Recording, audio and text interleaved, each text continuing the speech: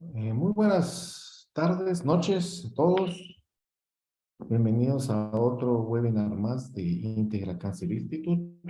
Por ser el mes de octubre de concientización y educación sobre el cáncer de mama, nuevamente vamos a abordar un tema muy importante. Yo soy el doctor Eduardo Garzuzzi, soy cirujano oncólogo y soy el director médico de Integra Cancer Institute. Y hoy queremos hablar sobre un tema, obviamente, muy común, de mucha popularidad, que son los implantes mamarios. Eh, Muchísimos mitos y muchísimas eh, percepciones sobre qué son los implantes, cuándo, qué problemas hay, cuándo no, cuándo sí. Así que hoy tenemos como invitado especial a un gran cirujano plástico, el doctor José Fernando López. Él es médico y cirujano graduado en la Universidad Francisco Marroquín. Hizo su entrenamiento en cirugía general en el Hospital General de San Juan de Dios y posteriormente hizo su entrenamiento en cirugía plástica en el Instituto Jalisciense de Cirugía Reconstructiva en Guadalajara e incluso hizo una especialización posterior a eso en cirugía craneofacial en Taiwán. Pero hoy José nos va a hablar sobre los implantes mamarios, sobre todos los tipos de implantes que pueden haber, que han habido, cuáles son los riesgos que podemos tener sobre el cáncer, relacionados al cáncer específicamente, y posteriormente vamos a poder resolver cualquier duda que ustedes puedan tener al respecto. Por favor, nos escriben sus preguntas al botón del chat o de preguntas y respuestas y vamos a abordar sus preguntas al final. Así que, José, muchísimas gracias por apoyarnos en estas charlas educativas sobre el cáncer de mama de este mes. Bienvenido y muchas gracias por tu charla. Adelante, por favor. Muy buenas noches, muchísimas gracias por la introducción, doctor. En realidad, de antemano les pido una gran disculpa, tenía una presentación, pero no sé por qué tengo unos problemas técnicos que no está corriendo la presentación. Sin embargo, pues este es un tema muy extenso del cual podemos platicar de una manera muy en detalle y con todo lo que ha surgido últimamente, podemos también después solventar todas sus dudas.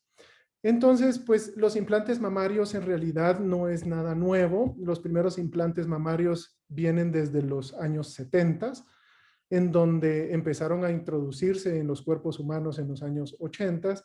Los primeros eran de cera, después hubieron unos de parafina y posteriormente se fueron mejorando y mejorando hasta llegar a los implantes modernos, que son de gel altamente cohesivo de silicón.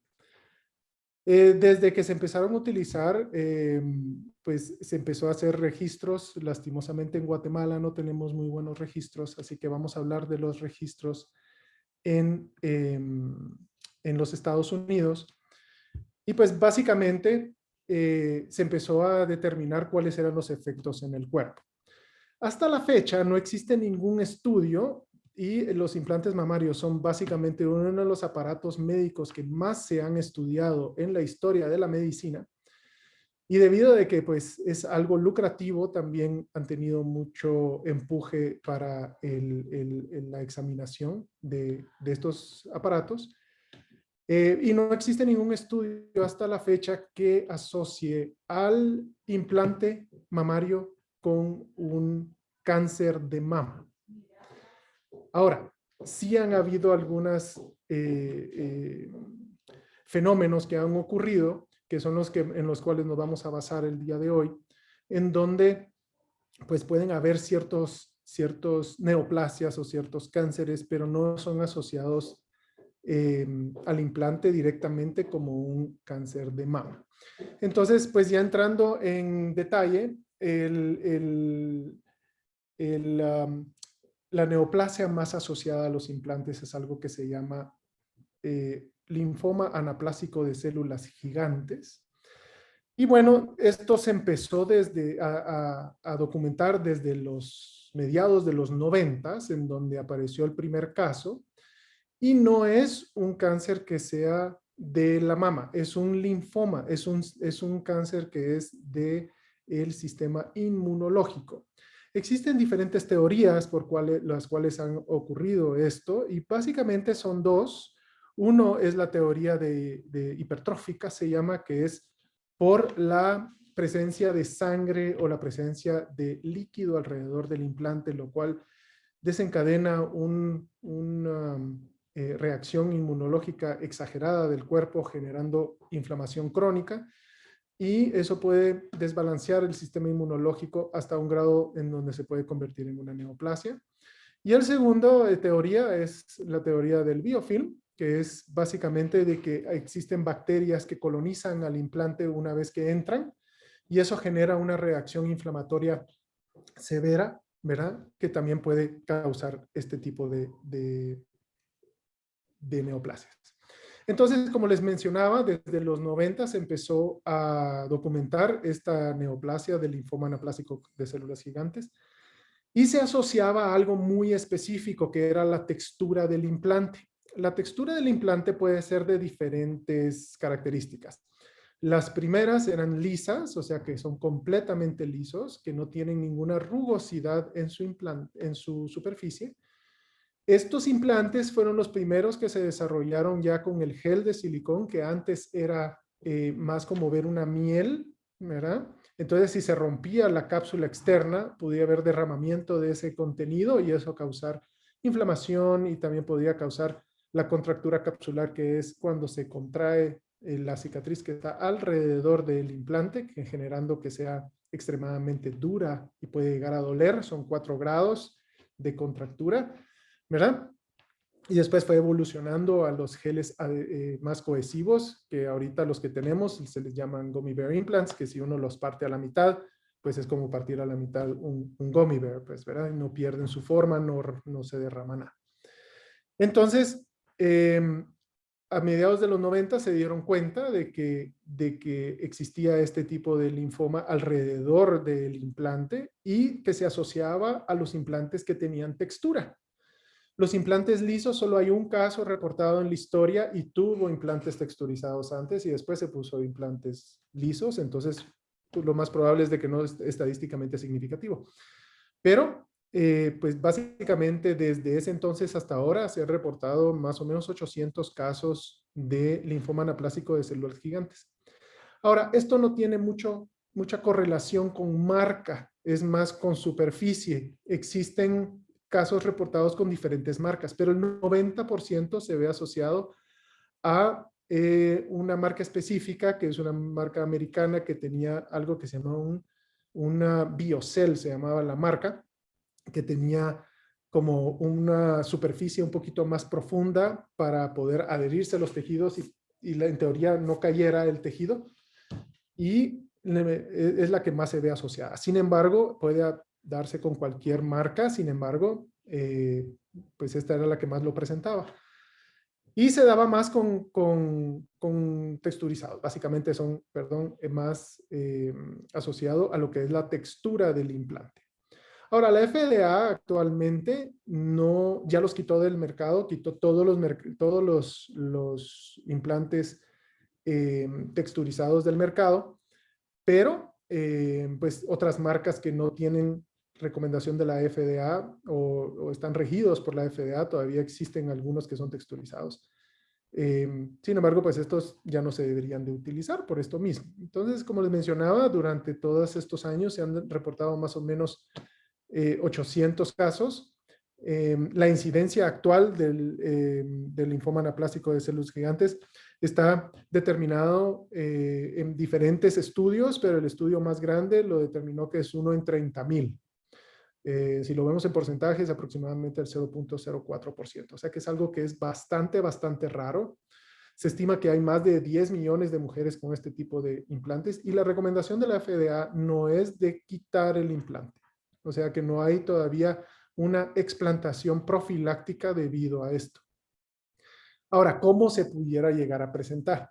Pues la clínica de este tipo de linfoma es básicamente 4 elementos. Uno es un seroma tardío. Generalmente seroma es un líquido que se acumula alrededor del implante y puede incluso distorsionar el tamaño de una mama o de ambas. Pero en más del 90% de los casos es unilateral, ¿verdad? Únicamente hay 3% de los casos en donde ha sido bilateral inicial, y el resto del porcentaje pues empezó con uno y posteriormente se manifestó. El seroma tardío generalmente se presenta entre 5 a 10 años después de la implantación del aparato médico. El segundo es el dolor o la inflamación, ¿verdad? Entonces una mama que duele, que está roja, que está inflamada, también es uno de los signos que esto pudiera estar ocurriendo. El tercero es que tenga una contractura capsular. Como hablamos, la contractura capsular es cuando alrededor del implante se hace una cicatriz más gruesa que puede llegar a distorsionar el implante. Y el último es una masa o un tumor alrededor del implante que básicamente uno lo puede palpar o se puede evaluar en un estudio de tamizaje como es la mamografía o el ultrasonido. Entonces, en cualquiera de estos casos, si una persona tiene implantes que son texturizados y tiene alguno de estos hallazgos, pues es importantísimo de que se le haga una evaluación completa. Y el tratamiento generalmente consiste en eliminar el implante, se saca el implante y se quita toda la cicatriz que está alrededor. Sin embargo, existen grados de resección y cuando está diagnosticado el linfoma anaplásico de células gigantes, es la única indicación en donde se haría una resección completa de la cicatriz y también se haría una resección del tejido sano que está alrededor. Esto se llama una capsulectomía en bloque, ¿verdad? Es un procedimiento oncológico en donde se respetan márgenes para poder eliminar tejido sano junto con el implante y también con la cápsula o cicatriz que se hace alrededor del implante. Ahora, el tratamiento es sumamente efectivo con una tasa de supervivencia arriba del 90%. Los 4 casos conocidos en la historia de fatalidad o de muerte por este tipo de linfoma han sido porque han sido diagnosticados sumamente tarde y ya existe pues migración o metástasis, ¿verdad? Entonces, es algo que si se trata de manera rápida y de una manera, pues no agresiva, pero de una manera completa, digamos, pues tiene una tasa de supervivencia extremadamente alta. De nuevo, no es un cáncer de mama, entonces el tratamiento sí difiere un poco. No existe ninguna tratamiento coadyuvante que haya sido recomendado hasta la fecha, aunque recordemos que esto, como es tan raro, pues no existen todavía muchos estudios que demuestren cuáles son las maneras idóneas de tratar a las pacientes. Pero sí hay un consenso y es de la capsulectomía en bloque, o sea, eliminar tejido sano alrededor del implante. Y pues se puede sustituir ese implante con uno liso o con los modernos que son los micro o nanotexturizados, que hasta la fecha no existe ningún caso reportado con estos tipos de implantes. Ahora, ¿cómo saber no solo clínicamente, sino que también qué estudios necesitaríamos? Entonces, pues lo primero que tenemos que hacer es tomar material periprotésico, o sea, si hay líquido, tomamos líquido o una muestra de esta cápsula, que es la cicatriz que está alrededor, lo mandamos a patología, se le realiza inmunohistoquímica y unas pruebas que son para unos linfocitos muy específicos que son los CD30. Si estos CD30 son positivos, pues ya nos encamina junto con la clínica al diagnóstico del linfoma anaplásico de células gigantes. Aparte de esta neoplasia, porque en realidad sí es un cáncer del sistema inmunológico, no existe ninguna correlación con ninguno otro. Hay algunos estudios recientes que han demostrado que hay cierta asociación entre los implantes y que pudieran haber manifestaciones de cánceres de piel como el escamo celular o el vaso celular. Sin embargo, los casos son muy pequeños y todavía no existe suficiente estadística o datos para poder generar una recomendación. Ahora, lo tenemos que poner todo en contexto, porque pues básicamente cualquier implante o aparato médico que se introduce en el cuerpo puede tener algún problema también. El linfoma anaplástico de células gigantes es extremadamente raro, como se los había mencionado, y las personas que tengan implantes texturizados no tienen necesidad de cambiarlos. Por lo menos hasta la fecha, la recomendación de la FDA es de que si son asintomáticos y no tienen ningún problema, pueden continuar con sus implantes sin ningún problema siempre y cuando se hagan su evaluación cada año como deberían de hacerse, y arriba de los 35 años, con o sin implantes, deberían de hacerse ya sea su mamografía, ultrasonido o ambos. Y si hay algún hallazgo, pues se debería de realizar ya un estudio más específico como una resonancia magnética, ¿verdad? Entonces, básicamente, ¿cuál es la causa de esto? ¿Verdad? ¿Cuáles son las teorías que se han pensado de cuál es la causa de esto? Pues ya hablamos de dos. Una es de que exista remanentes de sangre o de líquido adentro del bolsillo y eso causa la manifestación inmunológica. La otra son las bacterias. Una bacteria en especial, que es la Ralstonia piqueti. Esta es una bacteria que se ha relacionado con este tipo de linfomas. Sin embargo, no hay una correlación completa porque esta bacteria es un gram negativo, es un bacilo gram negativo, se encuentra en todos lados, pues, ¿verdad? Especialmente en los reservorios de agua. Entonces, en realidad, pudiera ser de que tenga un papel más importante en el desarrollo del linfoma anaplástico de células gigantes. Pero no podemos nosotros asociar ahorita exactamente un agente patológico específico al desarrollo del linfoma anaplástico de células gigantes. Muchos de las personas que escucharon, porque aproximadamente hace 3 años hubo un recall, recogieron todos los implantes texturizados y tuvieron mucho miedo, ¿verdad? Porque tenían este tipo de dispositivos. Entonces podemos estar tranquilos de que por ser un fenómeno tan, con una incidencia tan baja, con una tasa curativa tan alta y una tasa de mortalidad tan baja, pues por eso es de que todavía no tiene ninguna recomendación de la explantación profiláctica. Ahora, hablemos de un poquito de la explantación, porque existen otros fenómenos que no necesariamente son neoplásicos, o sea, que sean cáncer. Como les mencionaba, el linfoma es el único que se ha asociado, y no es específico porque si ustedes leen todo el nombre, es Breast Implants Associated ALCL, o sea, es asociado a implantes de mama. Sin embargo, hay casos de linfoma anaplástico de células gigantes en implantes glúteos también, por ejemplo. Y esto, por eso es de que la teoría es de que es más asociado a la textura, no tanto al sitio anatómico en donde se implanta, ni tampoco de la marca del implante, ni tampoco dónde se puso, si es submuscular o debajo del músculo pectoral o por debajo de la glándula. Tampoco hay una asociación estadística en la incidencia del plano en el que se coloca.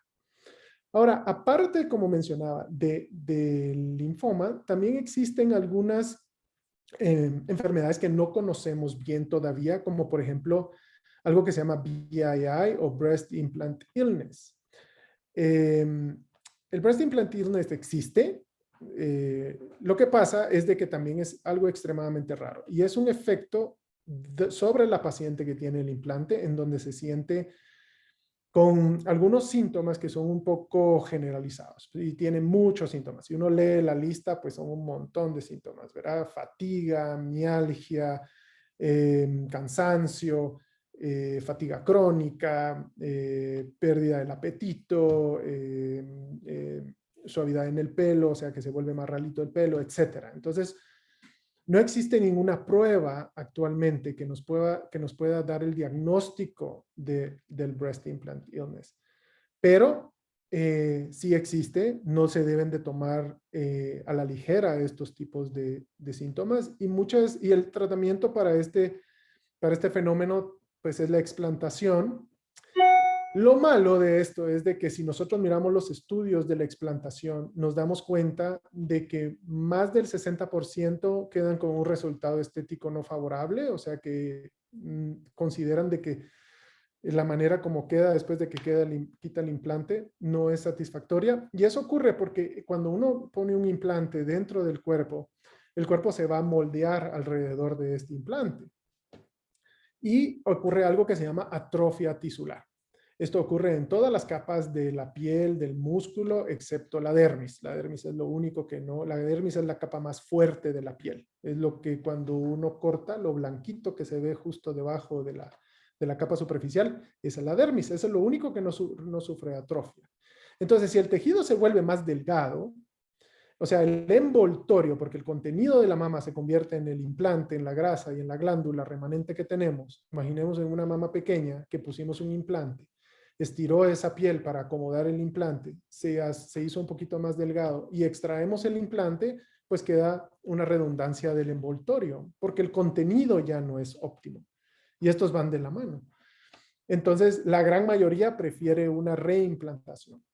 Ahora, hay varios estudios que han demostrado que la explantación sí mejora los síntomas. Hasta un 93% de los pacientes referían mejoría de los síntomas, pero 60% tienen una recaída de síntomas aproximadamente entre 3 a 9 meses después de la explantación. Entonces, es un fenómeno que no entendemos bien todavía. Se puede manifestar de una gama tan amplia que no tenemos aún una prueba específica para poder diagnosticarlo. Entonces es un diagnóstico por exclusión. Eso significa de que si no podemos comprobar de que tiene ninguna otra cosa, pues entonces probablemente podrían ser los implantes. Pero lo malo, como les mencionaba, es de que la mayoría de personas que opta por eliminar el implante, su resultado estético no es favorable. Entonces, muchas personas están reimplantando. Sin embargo, si hay una mejoría importante, normalmente se asocia a personas que ya tienen una enfermedad autoinmune que no estaba diagnosticada antes, como por ejemplo lupus, dermatomiositis, fibromialgia, etc. Entonces existen todavía fenómenos que no conocemos, pero las estadísticas, por lo que nosotros podemos deducir, es de que los implantes mamarios son altamente seguros, especialmente los actuales. Sin embargo, como cualquier cosa, sigue uno investigando y aprendiendo nuevas cosas para que los tratamientos que uno pueda ofrecerle a sus pacientes sean lo más seguros posibles. Nunca vamos a llegar a un 100% de seguridad porque eso no existe. Sin embargo, tener los índices más bajos posibles. Y si nosotros lo comparamos con otros tipos de aparatos médicos como marcapasos, por ejemplo, como sustituciones de cadera, de rodilla, los implantes de mama tienen incidencia de complicaciones mucho más bajas que este tipo de procedimientos. Lo importante a saber es que uno siempre se tiene que estar chequeando. Si no tenemos implantes mamarios puestos todavía y queremos, es lo más importante, tenemos que educarnos, ¿verdad? Y darnos cuenta de riesgo-beneficio. Platiquen, por supuesto, siempre con su cirujano para que les dé toda la explicación de los riesgos que podemos incurrir. Sin embargo, como habíamos dicho, si nosotros vemos la tasa de complicaciones como por ejemplo ruptura del implante, contractura capsular, si vemos en la literatura hay diferentes porcentajes, pero va de un 8.7 a un 24.2%, o sea, es una gama es una brecha muy grande si tomamos en cuenta cualquier complicación mínima, pero las complicaciones mayores, como estamos hablando del linfoma anaplásico, una contractura capsular severa, una breast implant illness, el porcentaje es bastante bajo, es aproximadamente de 1 en 30,000. Conforme va pasando el tiempo, estos aparatos o los implantes y todos los aparatos médicos están mejorando y mejorando. Sin embargo, es importante que sepamos de que la gran mayoría de implantes actuales tienen garantía en contra de la contractura capsular y hay ciertas marcas que ya tienen garantía también en contra del linfoma anaplásico, que ellos se encargarían, por ejemplo, la marca o la fábrica o la empresa que los produce se encargaría del costo del tratamiento de cualquiera de estas complicaciones que puedan originarse. De nuevo, como siempre tenemos la recomendación de si no tenemos implantes, educarnos. Si ya tenemos los implantes, de nuevo, repito, no existe una indicación actualmente, hoy por hoy, en octubre del 2022, de sustitución profiláctica. Sin embargo, si ya tenemos de estos implantes, es bueno que platiquen con su cirujano para que les explique todo esto que les estoy mencionando y puedan llegar a una decisión si deciden querer cambiarlos. Y por supuesto, si ya los tenemos, el estudio anual es de suma importancia. La gran mayoría de personas, una vez de que ya pasaron por este procedimiento, no mantienen una evaluación adecuada año con año. Y sí, insistiría en de que es importante solo ver que el implante esté bien. Los implantes modernos no tienen fecha de caducidad. ¿Qué significa eso? Antes del 2014, la FDA tenía la indicación o la recomendación de cambiarse cada 10 a 15 años los implantes. Ahora eso ya no existe. Pueden pasar más tiempo en el cuerpo siempre y cuando en sus estudios todo esté normal. Así que pueden pasar 20 años, pues sí, ¿verdad? Podrían pasar 20, 25, 30, pero lo ideal es de que los estemos observando para ver de que todo está en orden. Y siempre y cuando esté bien, pues permanecerán ahí.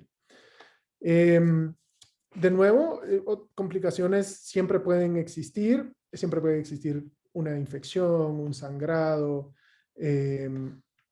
rechazo en realidad del implante. Yo en lo personal nunca he visto uno, así como no he visto tampoco ni diagnosticado un linfoma anaplásico, pero pues son condiciones que existen y tenemos que tomar en cuenta siempre y cuando estemos tomando la decisión de someternos a uno de estos procedimientos.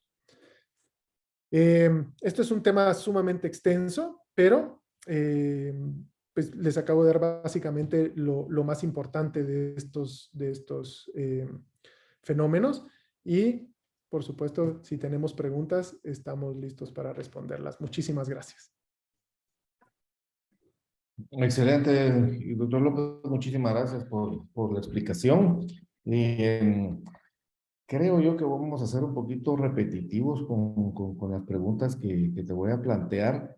Disculpas por eso, pero creo que son cosas que a veces no, tal vez no se abordaron por no ser un tema específico de los implantes. Pero hablemos de los implantes en general. Mencionaste que ha habido una evolución importante durante todos estos años sobre los tipos de implantes que hay y sobre todo el contenido.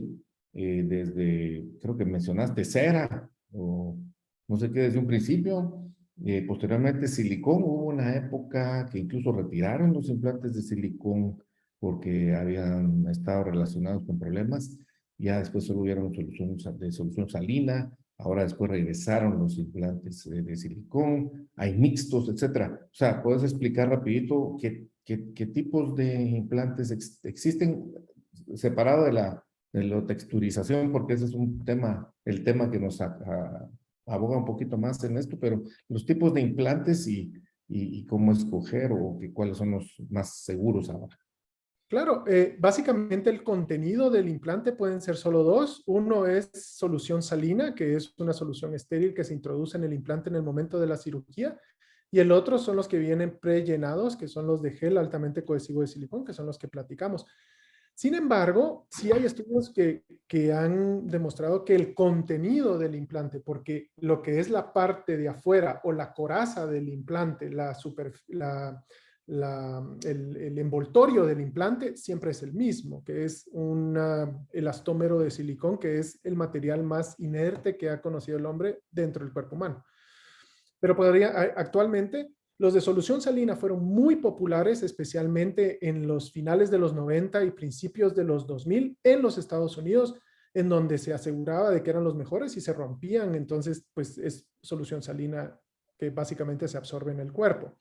Sin embargo, los implantes de solución salina también tienen sus problemas, como por ejemplo que tienen fuga, aproximadamente se disminuye un 10% del volumen por década. Rotan, o sea que se dan vuelta y entonces no dan una forma tan bonita como las que dan los de gel de silicón, que ahora es altamente cohesivo. Y el problema que teníamos, o la razón por la cual en los Estados Unidos se usaban tanto, es de que la FDA no dio la autorización para utilizar gel de silicón hasta el 2006. Sin embargo, en Europa, en América Latina, se usaban por mayoría, por decirlo así. Entonces, en resumen, básicamente pueden tener dos contenidos, o solución salina o gel altamente cohesivo de silicón hoy por hoy, y solo pueden tener dos formas, que es una anatómica, que es una forma más en gota, y una forma redondita, que es un poco más en forma de domo. Normalmente uno pensaría que si quiere un resultado más natural, debería usar un anatómico, pero de nuevo se ha demostrado de que ya dentro del cuerpo un redondo se convierte en anatómico, un anatómico se convierte en redondo, dependiendo de las fuerzas extrínsecas que está sometido el implante. Entonces depende mucho de dónde se pone, el escoger bien al paciente y cuáles son los objetivos que tienen para cambiar la estética de la mama. El contenido interno, pues, del implante, ya sea texturizado, ya sea en solución salina o el gel de silicón, en sí no es carcinógeno, ¿verdad? Así es. Eso no es lo que está relacionado al linfoma que vamos a hablar más adelante. Es más que todo la textura que vamos a hablar en tu momento.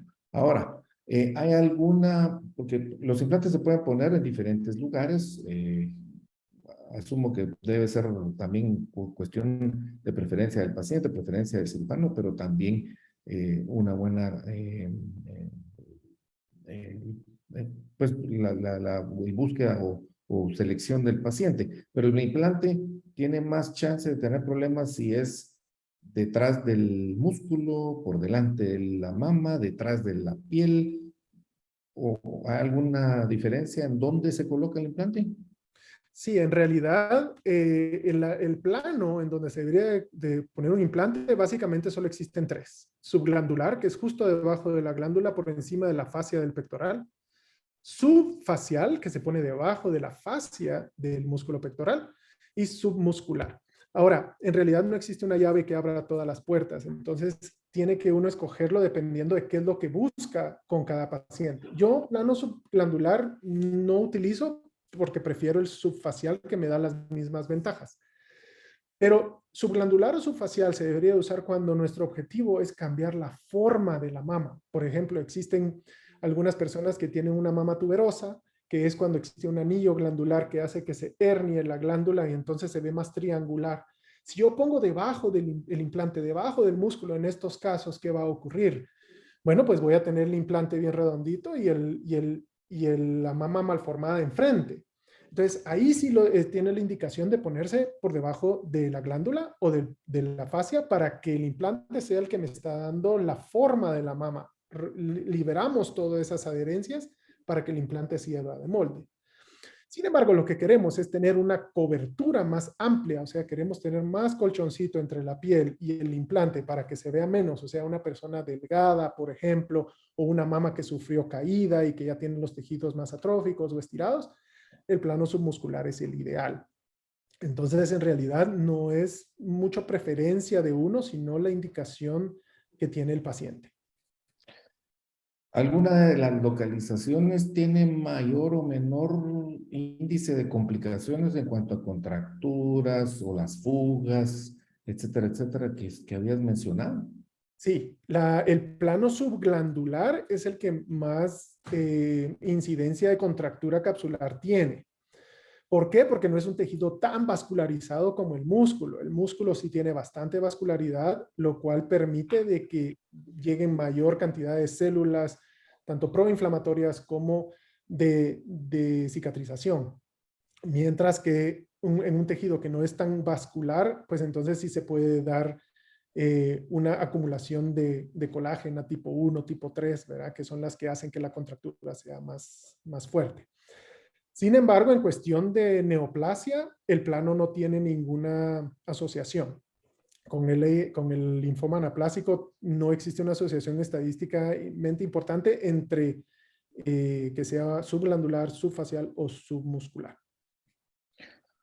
Otra cosa que quisiera que especificaras bien es de que todas estas complicaciones que son raras, como mencionaste, entre 8 y 20%, dependiendo de cuáles son, contracturas, seromas, rupturas, etcétera, no quiere decir que van a desarrollar cáncer. Eso es algo muy importante. O sea, son complicaciones propias de los implantes o del procedimiento, pero eso no quiere decir de que tiene una persona mayor posibilidad de desarrollar cáncer porque tuvo esa complicación.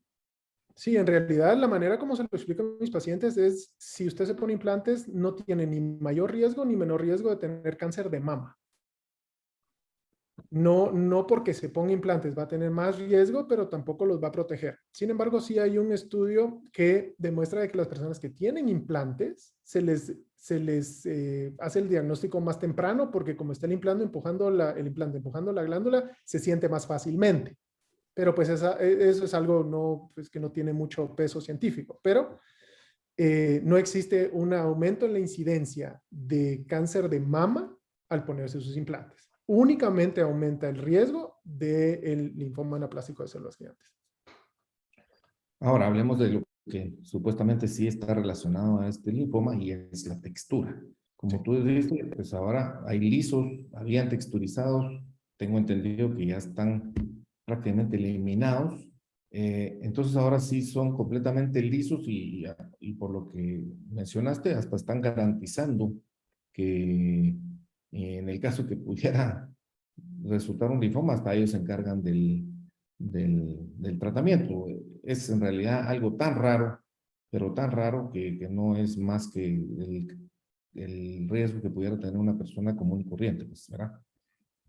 Correcto. En realidad, los implantes texturizados, especialmente el Biocel, que fue asociado a más del 90% de los casos reportados, está completamente fuera del mercado. Fue retirado por completo. El problema fue de que no lo hicieron muy bien, lo hicieron de una manera muy súbita, no dieron información al público en general, ni tampoco nos contaron a los médicos que ponemos, ni a sus distribuidores, de que iban a hacer la eliminación de estos implantes del mercado. Por eso causó un poquito de preocupación y de caos en el momento que lo hicieron, porque pues solo pensaron, pues implantes están, y las noticias que salían, implantes asociados a cáncer, y en realidad pues no es así. Es un tema más complejo que eso. Me ¿Verdad? imagino que Pero mucha gente quiso llegar a quitárselos inmediatamente.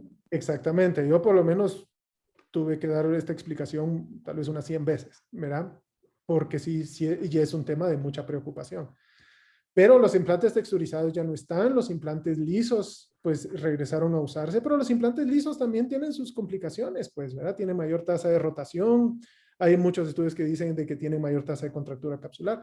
Entonces estaban evolucionando y surgieron los microtexturizados y los nanotexturizados, pero estos salieron hace 4 o 5 años, entonces no hay estudios a largo plazo, no hay ningún caso hasta la fecha de linfoma con micro o nanotexturizados. Entonces, pues en eso podemos estar tranquilos, pero la mayoría de estos linfomas se aparecen 5 a 10 años después de que uno se los puso. Entonces, solo el tiempo dirá. Sí, efectivamente es un linfoma relacionado a muy largo plazo, no es de que al año o a los 2 años de haberse los puesto lo van a tener las personas que desafortunadamente lo pueden tener, sino es a muy largo plazo. Y Correcto. hablando de eso, lo mencionaste, antes recomendaba o en algún momento una recomendación de efectivamente cambiar los implantes luego de cierto tiempo. Lo mencionaste re bien, pero quisiera que lo volvieras a enfatizar de que no es necesario, mientras se chequeen y todo, en realidad cambiar los implantes, aunque fueran texturizados. Así es, los implantes texturizados, ya sea de cualquier marca, no tienen una indicación hoy por hoy de ser cambiados únicamente si tienen sintomatología. Si es una persona asintomática que lleva 10 años, 8 años con su implante, no tiene ningún problema, todo está bien, no hay indicación para que sea sustituido por otro, ya sea liso o microtexturizado. Esto son los lineamientos de la FDA hasta la fecha, hasta en septiembre. Quiero mostrarles una pequeña, no sé si la ven, una gráfica. ¿Ven el dibujo? Sí.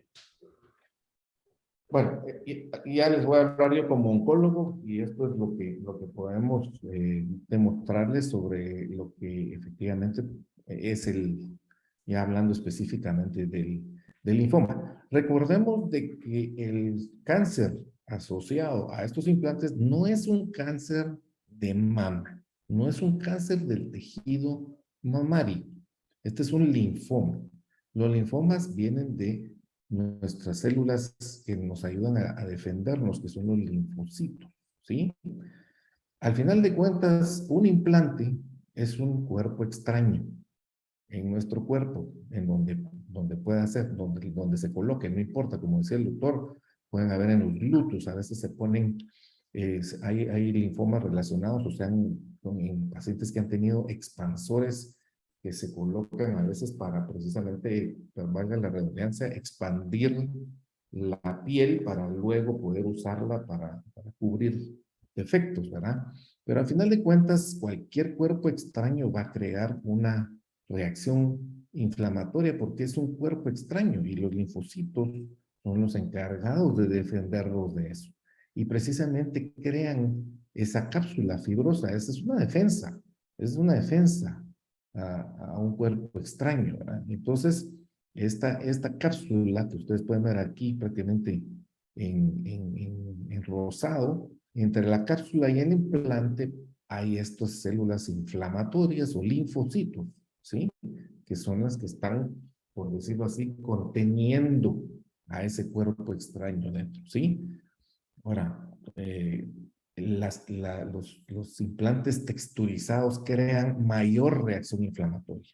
Y por eso es que tal vez estadísticamente es un poquito más frecuente que se vean este tipo de linfomas con ese tipo de texturas porque crean mayor reacción inflamatoria, crean mayor reacción o una respuesta de los linfocitos mayor.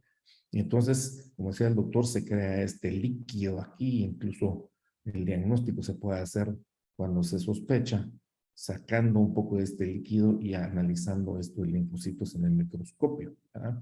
Pero este es básicamente lo que está relacionado. No es, el tejido mamario está aquí, es esto que está en rosado. No es un cáncer de la mama, sino que es un linfoma relacionado a la reacción inflamatoria que cualquier cuerpo extraño puede, puede causar, ¿verdad? No sé si querés ampliar algo al respecto, José, pero básicamente esa es la explicación oncológica de por qué es un linfoma y no es un cáncer de mama relacionado con eso. Sí, exactamente. Y básicamente la teoría de por qué el texturizado puede o es el que se había visto asociado con esto es porque cuando tiene una textura rugosa tiene mayor cantidad o superficie de área por las indentaciones que puede tener el implante y que ahí se pueden guardar las bacterias que se pueden ver asociadas y como hay bacterias pues hay más linfocitos y como hay más linfocitos también puede haber una degeneración en su cadena de multiplicación. Ok, gracias. Ya tenemos algunas preguntas. Eh, Básicamente, ¿hay alguien que tenga contraindicación de colocarse algún implante? Si usted, Eh, sí, las contraindicaciones de poner un implante es uno, que haya tenido un problema con un implante previo, por ejemplo, o que tenga alergia a los materiales de los cuales están hechos los implantes ya documentada. Eh, la edad mínima para en realidad ponerse un implante de mama debería de ser básicamente 21 años. Sin embargo, podemos empezar a los 18 años a platicar de modificarlo. Hay gente que lo hace antes. Yo en lo personal, pues a nadie menores de 18 años. Si tiene enfermedades autoinmunes, como por ejemplo lupus, como por ejemplo ALS o problemas serios requisitomatología o cosas así. exacto, cualquier enfermedad autoinmune diagnosticada, pues es una contraindicación relativa. Esas son las contraindicaciones, básicamente. Ok. Algo importante sobre cómo siguen o cómo se pueden seguir chequeando las pacientes ya con implantes. sigue siendo válida la mamografía, el ultrasonido, deberían de cambiarse a resonancia magnética, algún otro estudio. No sé qué opinión tengan ustedes cirujanos plásticos, pero yo voy a dar mi opinión después de la tuya. Pues básicamente con los ultrasonidos modernos podemos hacer el ultrasonido sin ningún problema. Sin embargo, la mamografía sigue estando válida. Lo único que pasa es de que uno tiene que mencionárselo al técnico que le va a hacer la mamografía, porque sí utiliza una técnica distinta para no aplanar la mama de una manera dolorosa. Y si en estos dos estudios existe algún hallazgo o alguna sospecha, ya pasamos a la resonancia. Sin embargo, hasta ahorita la resonancia no es nuestro estudio de inicio por su costo y por el tiempo que toma en realizarlo. Yo creo que estoy casi 95% de acuerdo. Como vos mencionaste, una vez se pone un implante que ocupa un espacio ahí, los tejidos circundantes sufren atrofia. Y de hecho el tejido mamario, pues obviamente se va incluso disminuyendo, ¿verdad? El tejido propiamente mamario. Entonces es menos el tejido a evaluar. La mamografía sigue siendo un muy buen estudio, pero como dice el doctor, hay que mencionar que tienen implantes porque se hacen incluso proyecciones especiales, sobre todo si son implantes muy grandes, para poder cubrir todo el tejido mamario. A veces, cuando llevan muchísimo tiempo, solo se va a ver el implante y lo único que se va a ver es casi que la limita de la piel y de la dermis, porque ya no hay mucho tejido mamario que evaluar. Y el ultrasonido también funciona muy bien en esos casos, precisamente porque, pues, por la profundidad que es tan, ya se disminuyó tanto de tejido mamario, el ultrasonido puede servir muy bien. Ahora, en pacientes jóvenes, nuestra recomendación es de que sí, por ser todavía un tejido muy denso y además tener implantes, sí recomendamos la resonancia magnética.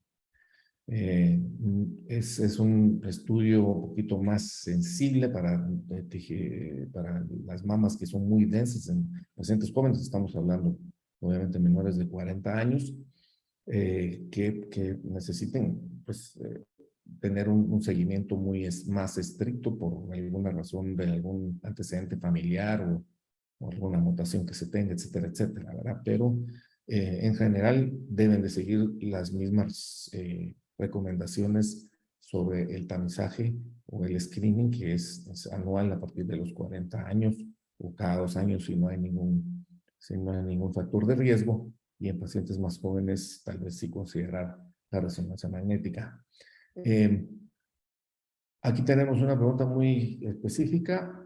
Yo he escuchado siempre que if it ain't broken, don't fix it. Pero tengo ya casi 20 años con mis implantes de solución salina y gracias a Dios no he tenido problema. Pero me da miedo dejarlos más tiempo y que se hagan una cápsula tan dura que cueste mucho retirarlos para cambiarlos. ¿Es esto cierto o no pasa nada? O sea, la pregunta es si con el tiempo se hace la cápsula más gruesa y si se hace más difícil retirarlos si fuera necesario. No, en realidad la indicación de cambiarlo sería por el aumento en la incidencia de ruptura de los implantes debido a que se va adelgazando también la cobertura de silicón, del elastómero de silicón. Con la fricción del tejido también se va haciendo más delgadita y tiene más chance a la ruptura. No, si ya se estableció la cápsula, generalmente no se engrosa si no hay algún estímulo que lo engrose, como por ejemplo, ya sea la ruptura de un implante de silicón que era líquido y se derramaba, o por ejemplo, que tengamos una infección, una mastitis o algo así, ¿verdad? Pero si no ese es el caso, en realidad la recomendación de cambiarse cada 10 a 15 años es por el aumento en la incidencia de ruptura espontánea, no porque se vaya a hacer más fuerte la cápsula. Okay. Hablemos de las pacientes que ya tuvieron cáncer, pacientes mastectomizadas, que en algún momento pues consideran o quieren considerar una reconstrucción. ¿En qué momento es el ideal para esto? Claro que aquí hay mucha tela que cortar, muchos factores que tomar en consideración, qué etapa de la enfermedad encontramos al paciente, si el tratamiento va a recibir algún tratamiento antes o después de quimioterapia o antes o después de radioterapia, tal vez más importante, o si se puede hacer de manera inmediata o diferida. Yo sé que es un tema prácticamente para otro webinar, pero bueno, no sé por qué puedas comentarles a nuestros oyentes. Sí, en general, el momento ideal para hacer una reconstrucción es en el momento en el cual se hace la mastectomía. Esto porque, en primer lugar, el efecto psicológico sobre la persona es menor, ya que no va a pasar más tiempo con la ausencia de su mama.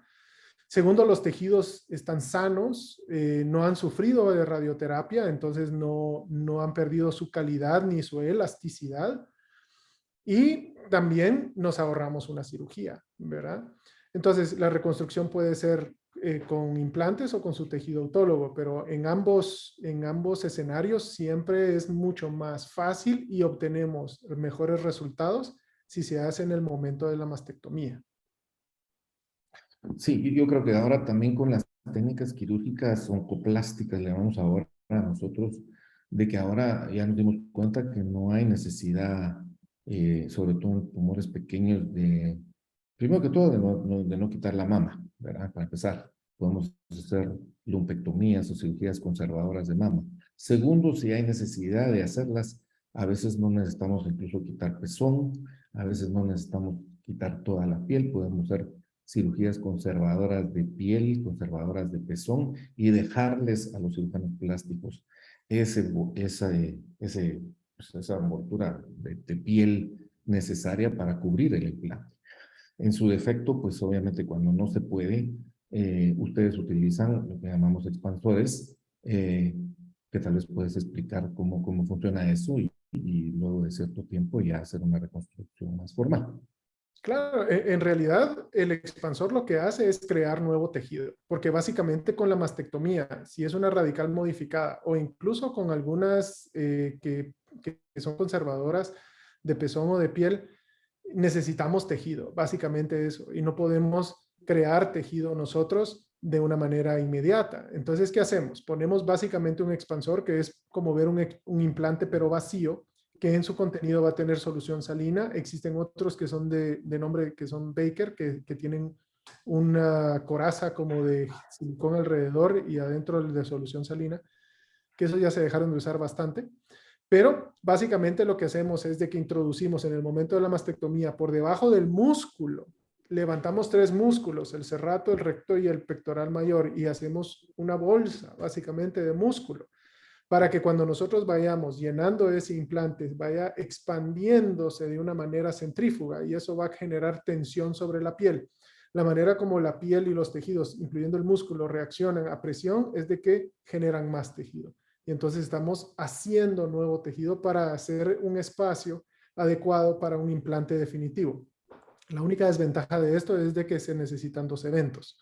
Una en el momento de la mastectomía para colocar el expansor y un segundo para quitar el expansor, remodelar el tejido y poner el implante final. Sí, aquí muchas preguntas al respecto y esa es la razón por la cual insistimos nosotros y siempre hemos insistido en un manejo multidisciplinario desde el inicio, porque precisamente se puede aprovechar esa cirugía donde si desafortunadamente se tiene que hacer la mastectomía, colocar ese implante de una vez. Ahorita nos están preguntando qué pasa si uno ya tiene mastectomía, ya recibió radioterapia, que si de todo, si hay más riesgo, pues se puede hacer lo mismo, ¿verdad? Se puede hacer otra cirugía para colocar el expansor, ir expandiendo, pero ya los tejidos son diferentes. Mientras que si se coloca en el momento de la cirugía de la mastectomía, pues entonces ahí no solo nos ahorramos un evento quirúrgico, sino los tejidos, como mencionaste, van a estar prácticamente intactos sin los cambios relacionados a la radioterapia que sí son significativos. Entonces, cuando ustedes, de verdad, Dios no lo quiera, tengan algún problema de cáncer y vayan a considerar o tengan alguna posibilidad de retirar su mama, busquen equipo multidisciplinario que incluya a los cirujanos, a los cirujanos plásticos, a los radioterapeutas, a los oncólogos médicos, para que en conjunto se decida en qué momento se hace cada cosa y así poder tener los mejores resultados, ¿verdad? Si luego de la radioterapia la piel no tiene mucha elasticidad, aún se puede. De nuevo. Sí, pues básicamente sí se puede, pero es extremadamente difícil, sí, dependiendo del grado de cicatrización que presente la elasticidad de los tejidos, qué tanta adherencia existe entre la piel y la plataforma de ella, que sería en este caso ya sea el músculo o las costillas. Sí se complica la cosa, ¿verdad? Porque ya es un tejido que no es vascularizado, pues al recibir radioterapia, pues oblitera cierto grado del plexo subdérmico, que es lo que alimenta la piel, y entonces tenemos más chance de complicaciones, ¿verdad? Además de que el resultado estético pudiera estar comprometido debido a que no hay, no cede el tejido, no permite la expansión. Entonces, en esos casos, lo ideal, pues sí, tal vez es utilizar un tejido autólogo. Si no existe esa opción, definitivamente saber de que podemos tener más complicaciones. ¿Puedes explicar qué quiere decir tejidos autólogos, por favor? Porque no creo que... Claro, es utilizar parte del cuerpo para reconstruir la mama. Generalmente se puede usar parte del abdomen o parte de la cadera. Se puede hacer de una manera pediculada o se puede hacer de una manera libre. Pediculada significa de que dejamos el aporte sanguíneo adherido a ese tejido. Y el más frecuente es utilizar la parte de abajo del abdomen para levantar esa piel y rotarla y ponerla en la mama. Eso se le llama un TRAM. O lo más moderno, que es con microcirugía, que se llama DIEP por sus siglas, que es una perforante de la epigástrica inferior.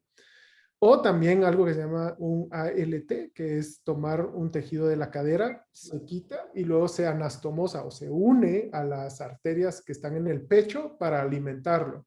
Pero ya son cirugías más complejas, pues, ¿verdad? Son más complejas y con mayor morbilidad. O sea, cuesta más recuperarse de ellas. La otra cosa importante de mencionarles es que también el tratamiento de radioterapia, aún con cirugía reconstructiva inmediata, no se compromete. O sea, muchos piensan que tal vez eh, si se hace la reconstrucción inmediata, eso va a perjudicar los resultados de la radioterapia. No es cierto. Con la tecnología moderna de las técnicas de radioterapia, ahora eso se puede controlar muy, muy bien y no se afecta en absoluto. Los resultados estéticos cada vez son menos comprometidos con la radioterapia y reconstrucción, así que en lo que se pueda siempre hacer la reconstrucción inmediata cuando es posible. Vamos a ver si tenemos alguna otra pregunta. Bueno, si se hace una mastectomía y se le dio radioterapia a alguien, ¿cuánto tiempo después sería lo ideal?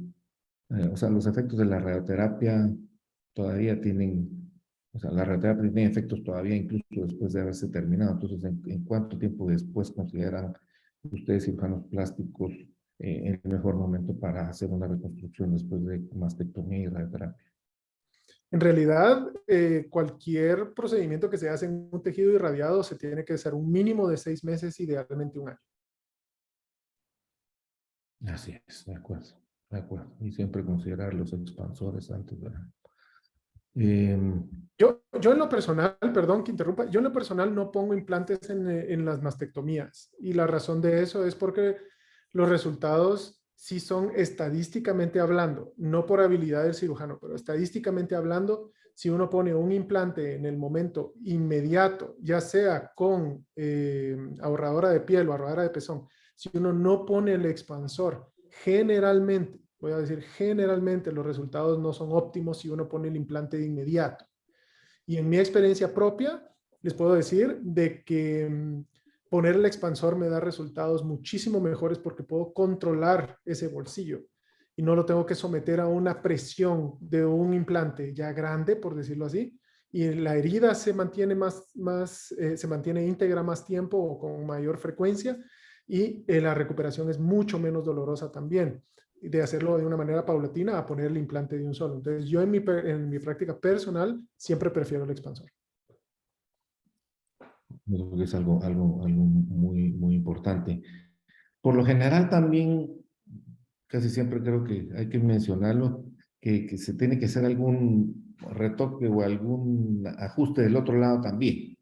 Eh, Porque, pues, obviamente un lado con un implante y un lado sin implante, pues entonces a veces no queda muy simétrico. Entonces, usualmente se tiene que hacer idealmente un retoque del otro lado, ¿verdad? Sí, en realidad con la mayor frecuencia es de que cuando cambiamos el expansor por el implante, hacemos ya sea un levantamiento o una remodelación de la mama que no fue sometida a la mastectomía. Esto es, yo les diría, más del 60% de los casos. Una pregunta muy específica sobre el encapsulamiento. ¿Cómo se sabe si qué está ocurriendo o qué signos se dan? Y en caso que se dé, pues cuál es el procedimiento que sigue. Entonces, básicamente la contractura capsular es cuando se hace la cicatriz alrededor del implante más gruesa. Entonces, vamos a sentir un aumento en la densidad o en la consistencia de la mama, o sea, se pone más dura. Aparte de eso, puede distorsionarse el implante, o sea que se puede volver como un coco, digamos, ¿verdad? Perdón por no ser elocuente, pero se pone al contracturarse, se pierde la forma de una manera de domo a una manera esférica. Entonces, lo que ocurre ahí es básicamente que se va contrayendo de una manera centrípeta las fuerzas hasta que se distorsiona la mama. Esto ya es en casos ya más avanzados como grado 3 o grado 4. ¿Verdad? Los primeros 2 grados, básicamente, su mama es normal, solo aumenta un poquito la densidad o la consistencia de la mama.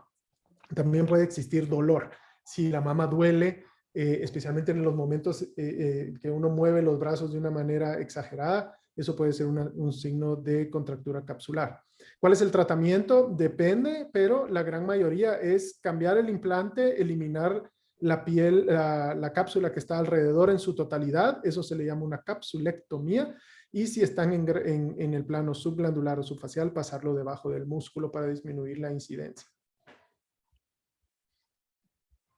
Bueno, muy bien. Yo no veo más preguntas. Creo que es un tema que requiere para más, pero bueno, creo que eh, logramos nuestro objetivo de dar esa información, de resolver algunas dudas que tenían nuestros oyentes al respecto. José, muchas gracias por habernos acompañado. No sé si tenés algún mensaje final. Y si no, pues a darle las gracias a todos por su presencia y que pase feliz noche. José. Sí, muchísimas gracias por la invitación. Es un placer siempre estar acompañándolos. Bueno, pues muchas gracias a todos. Que pasen feliz noche y nos vemos el próximo webinar. Que pasen feliz noche. Feliz noche.